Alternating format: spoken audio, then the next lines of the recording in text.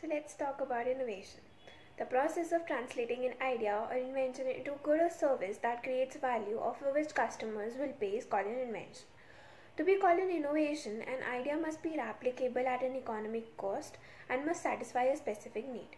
Innovation involves deliberate application of information, imagination, and initiative in deriving greater or different values from resources and includes all processes by which new ideas are generated and converted into useful products. In business, innovation often results when ideas are applied by the company in order to further satisfy the needs and expectations of the customers. Now let's discuss about why is innovation important. Innovation is important because of the following reasons. First is creative development. Qualities of innovative nature are essential for new businesses today. You can achieve growth by learning how to be creative. You need to learn this business skill to help make things of value from your creativeness. When you have this business skill, you will find that it opens all kinds of opportunities and gives you the potential for a new market and helps you to keep up with the current trends. Continuous improvement.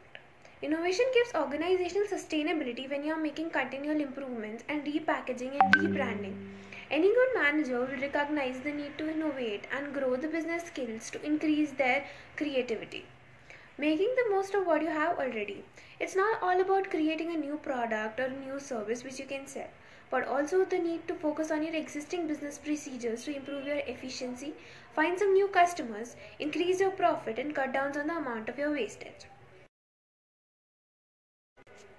Responding to competition and trends. Innovation can help you see what exists now in opportunities or which one will you likely pop up in the near future. Businesses which are successful don't only respond to the current needs of their customers but also usually predict the future trends and come up with an idea or service of the product that can meet the future demand quickly and effectively. In this way, you can stay ahead of your competition as trends, technology or markets shift. Having a unique selling point. Generally, customers will see innovation as something which adds to the products or company. When this is used in the right way, it can give you an advantage commercially, especially in the market that is saturated or shifting rapidly. It can get you more positive exposure in the media and your customers will be more willing to pay the extra amount of money for something that is well designed and new.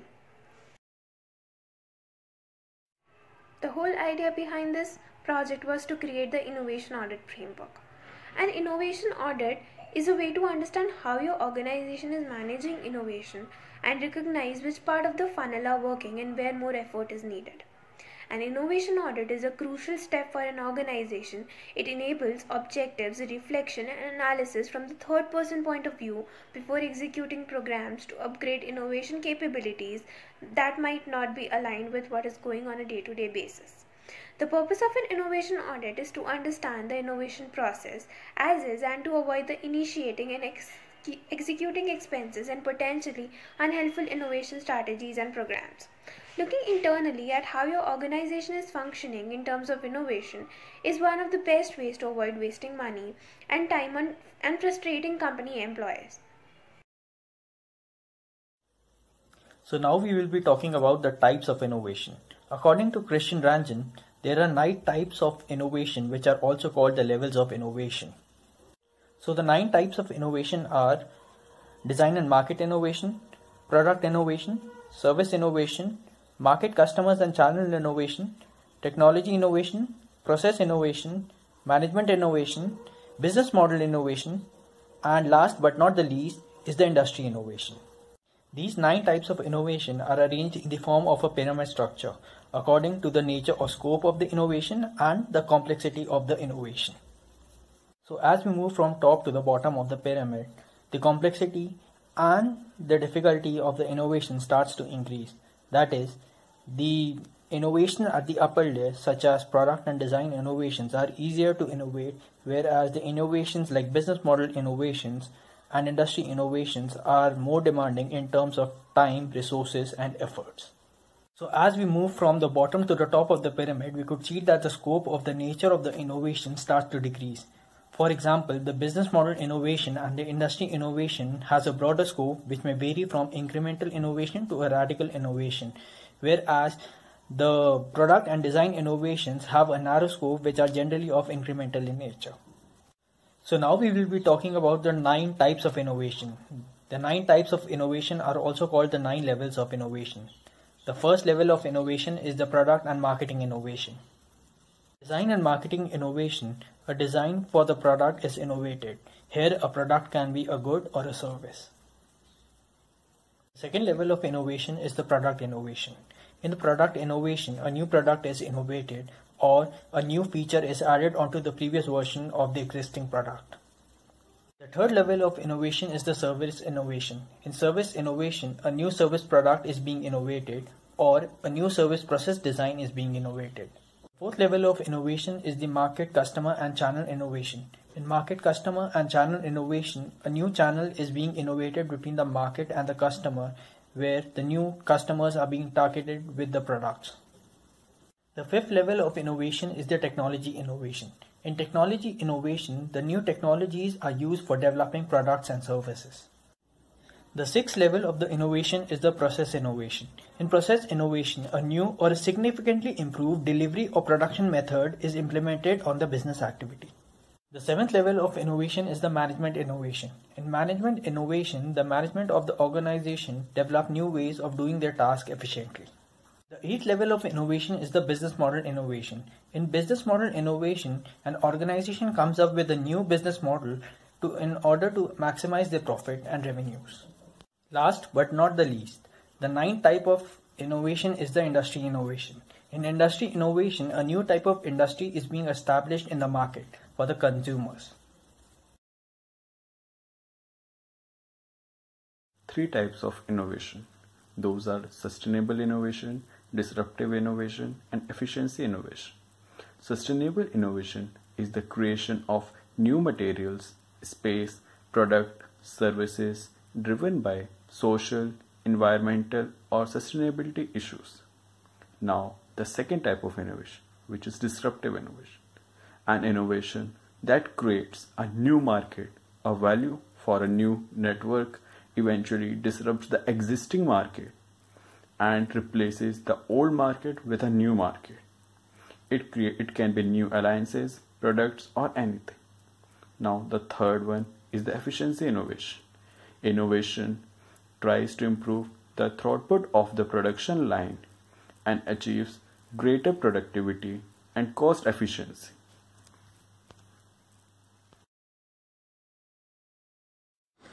According to key contributors of innovation strategy, innovation is bound to occur in networks as opposed to silos. So in R&D and in a patented world, the free flow of information does not occur. Ultimately, it restricts the innovation incidents in total. So for innovation to happen, a conducive environment is vital. So it is for that to occur, a network of people and network of ideas is supposed to be set up within and outside the firm. There are mainly 4 locus points for innovation: small teams, projects, organization, and an ecosystem of organization. A small team of The next example is of Ford, which brought disruptive innovation in processes in a locus of small groups. So back then, every middle class family in America wanted a family car. However, the cars were too expensive to produce, which made them expensive to purchase. Henry Ford took notice of this market, which was ready to emerge from the middle class. Henry Ford reduced the amount of time it took to build one car from over 12 hours to under 30 minutes by using the concept of continuously moving assembly to build cars.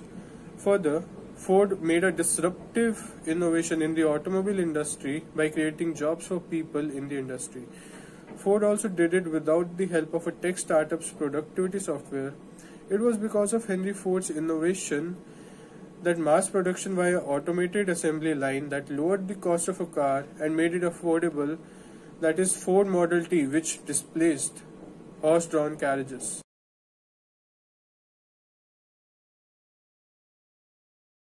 So the next example is of Netflix, which brought disruptive innovation in their business model in the locus of their organization.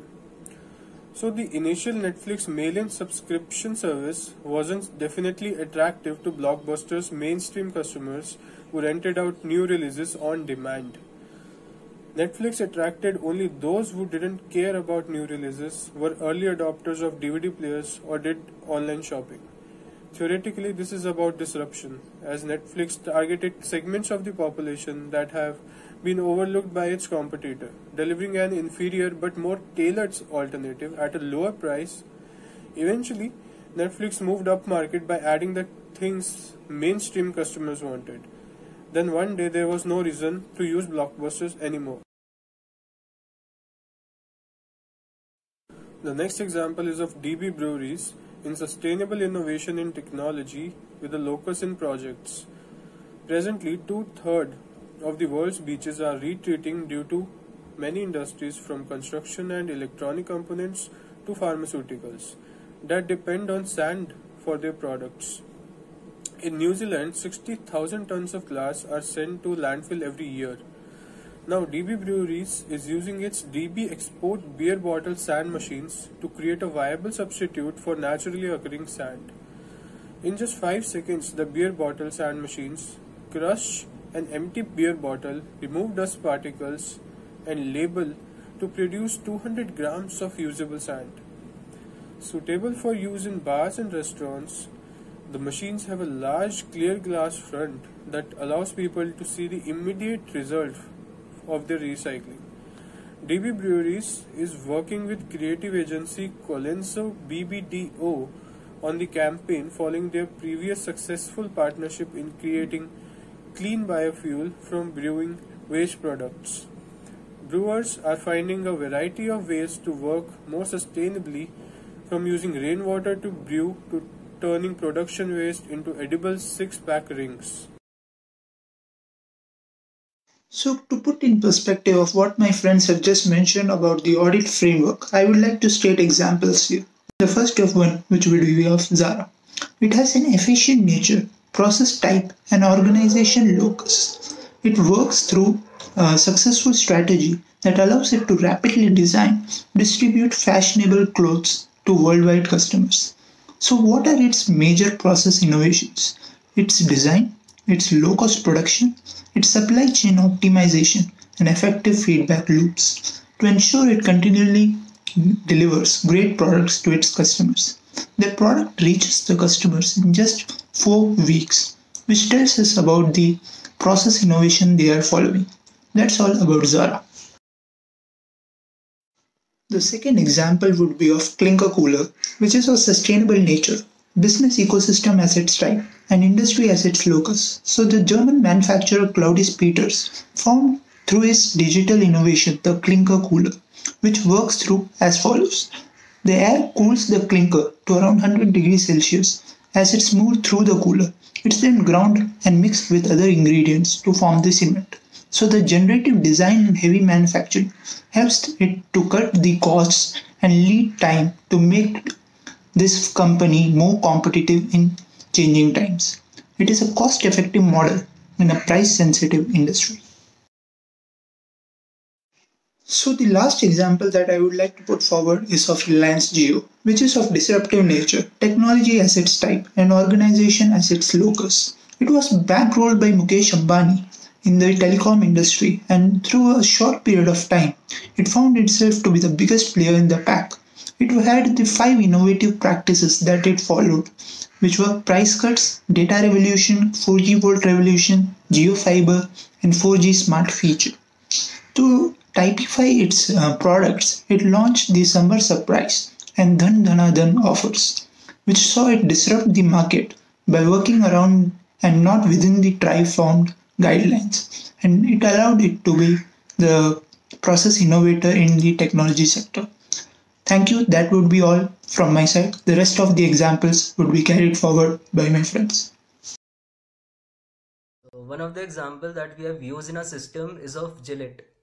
Gillette has used incremental innovation in an efficient manner, with the locus of innovation being business ecosystem. So Gillette is one of the companies that has used incremental innovation to compete favorably with its competitors. So Gillette began with one blade, but during the years it has come up with multiple blades with different features and different products in the market.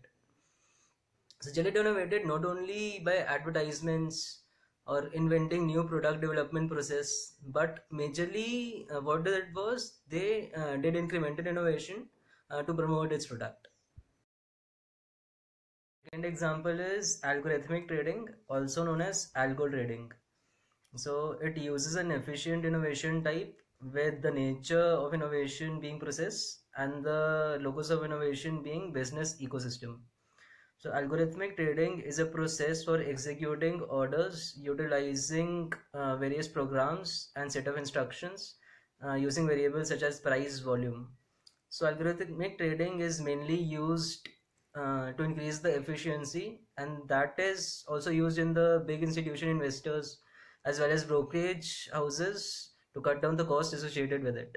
And not just the cost, but also the speed of transaction as well as the execution of orders is really fast. Example is of blockchain technology. Blockchain is a disruptive innovation with the nature being technology and the locus of innovation being business ecosystem. So blockchain has been considered as a disruptive technology as compared to the internet, mainly because of its promising innovation, which it provides in all the fields, majorly in financial, commercial, and healthcare systems. So it is a decentralized, and it can secure transactions, thereby making transactions very secure. Also, various industries has been using blockchain, and it could act as a very good differentiator and can provide product differentiation if used with leverage. Now let's talk about an example where disruptive innovation is seen. A disruptive innovation redefines the trajectory of performance by bringing products that are not as good as current products and services yet provide other important benefits such as simplicity, convenience, and affordability. PayPal did the same thing. PayPal, by portraying the ability to make and receive payments.